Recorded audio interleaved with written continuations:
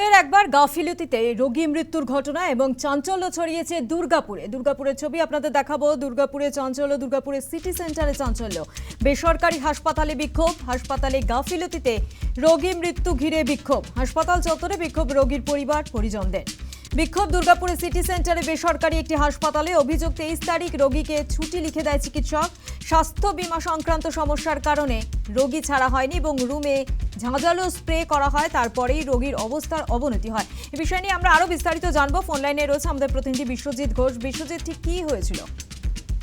দেখো স্বপ্না, এই রাজকুমার মন্ডল 58 বছর বয়সী এক পৌর, তার ফুসফুসের সংক্রমণ ছিল এবং বেশ কয়েকদিন ধরেই তিনি চিকিৎসাধীন ছিলেন এই দুর্গাপুরের সিটি সেন্টারের একটি বেসরকারি হাসপাতালে।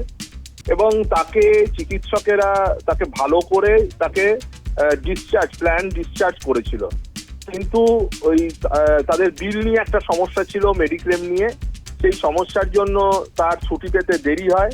এরই মধ্যে যেটা হয়, যে আইসিইউতে তিনি ভর্তি ছিলেন সেই আইসিইউ কক্ষে আর একজন, তার বেডের পাশেই একজন রোগীর মৃত্যু হয়েছিল এবং তখন সেই বেড তারা শোধন করছিলেন এবং সেই শোধনের সময়ে ঝাঁঝালো স্প্রে করা হয় বলে অভিযোগ। এবং তাতে কি হয়েছিল, তার যে ফুসফুসের যে সংক্রমণ সমস্যা সেটা হঠাৎ ট্রিগার হয়, অর্থাৎ সেটা হঠাৎ বেড়ে যায়। বেড়ে গিয়ে তাকে সঙ্গে সঙ্গে সেখান থেকে শিফট করা হয়, ভেন্টিলেশনে দেওয়া হয়, কিন্তু তার মৃত্যু হয়। এবং পুরো ঘটনায় রোগীর যারা আত্মীয় তারা অভিযোগ করছেন এটা একেবারে একটা গাফিলতি হাসপাতাল কর্তৃপক্ষের। কারণ যেখানে চিকিৎসক তাকে ভালো করে সুস্থ করে তুলেছিলেন, সেখানেই একজন রোগীর ওই রকম যে রোগী রয়েছেন, যার ফুসফুসের সমস্যা রয়েছে, যার কোনো ঝাঁঝালো গন্ধতে তার সেই অসুখটা হঠাৎ করে খুব একটা বেড়ে যেতে পারে, সেই পরিস্থিতিতে কি করে তার পাশের বেড ওইভাবে শোধন করা হলো, কেন তাকে শিফট করা হলো না, এটা নিয়ে তারা প্রশ্ন তুলেছেন। এবং হাসপাতাল কর্তৃপক্ষ তাদের দোষীদের শাস্তির দাবি তুলে পরিবারের লোকজন বিক্ষোভ দেখায়। সিটি সেন্টার ফাঁড়ির পুলিশ যায় ঘটনার নিয়ন্ত্রণে।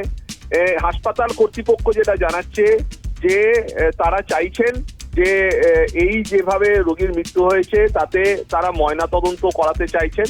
এখন পরিবারের যারা সদস্য তারা যদি চান, সেক্ষেত্রে ময়নাতদন্ত হলে এই মৃত্যুর যে কারণ সেটা আরো স্পষ্ট হবে। যদিও তারা যেটা বলছেন, কর্তৃপক্ষ যেটা বলছে যে হার্ট অ্যাটাকে তার মৃত্যু হয়েছে, এটা নয়, এটা এই ধরনের একটা ঘটনা ঘটেছে ঠিক, কিন্তু সেটা ট্রিগার আপ হতে পারে, মেবি হতে পারে, কিন্তু এটা নাও হতে পারে। সেটা তো ময়নাতদন্ত করলে বোঝা যাবে। এখন দেখার সেই ময়নাতদন্ত হয় কিনা মৃতদেহের। ধন্যবাদ বিশ্বজিৎ।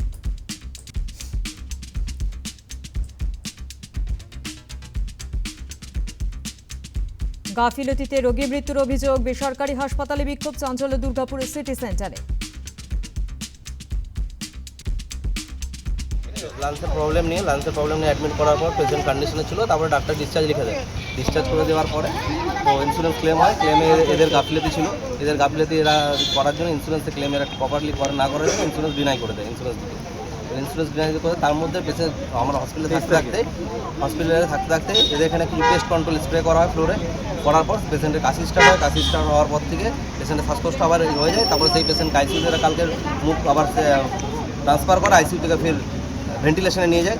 এখন সকালে আমার বলছে পেশেন্ট এক্সপায়ার করে গেছে। নিয়ে এখন কি বলছে হাসপাতাল এখন হসপিটাল বলছে যে কিছু একটা ইয়ে করতে, তো নালে যদি টাকা পেমেন্ট কি করবেন না যেটা করুন, নালে আমাদের তো খরচা হচ্ছে, নালে আপনারা এখন স্বাস্থ্যসাথী কার্ড দিন, তাহলে আমরা স্বাস্থ্যসাথী কার্ডের থেকে। মানে স্বাস্থ্যসাথী কার্ডে কি ভর্তি ছিল? না, আমার মেডিক্লেম কার্ডে ভর্তি ছিল।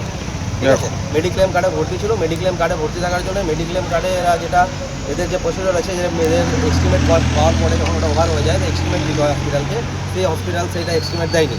তারপর আপনাদের কাছ থেকে টাকার জন্য চাপ দিচ্ছিল। এখন টাকা কাল থেকে তো আমার উপর চাপ আসছে পেমেন্ট করার জন্য, যেহেতু মেডিক্লেম ডিনাই হয়ে গেছে তো আমাকে পেমেন্ট করতে হবে। এবার আমি সেখানে মেডিক্লেমটা কি আপনাদের গাফিলতি না ওদের গাফিলতি? মেডিক্লেম ওদের গাফিলতির জন্য হয়েছে। ওরা ইনিশিয়াল অ্যাপ্রুভাল, মেডিক্লেমের প্রসেস হচ্ছে ইনিশিয়াল একটা অ্যাপ্রুভাল আসে, ইনিশিয়াল অ্যাপ্রুভাল আসার পরে আবার ওদেরকে যদি এস্টিমেট ক্রস করে যায় তো ওদেরকে এস্টিমেট পাঠাতে হয়, যেটা এরা ডিনাই করছে যে না আমরা পাঠাই না। বাট এটা অ্যাজ পার আইআরডি এর রুলস ওয়াইজ এটাই আছে। ঠিক আছে, বাতার পেপার সেল আমি আপনাদের প্রোভাইড করে দিচ্ছি। ট্রিটমেন্ট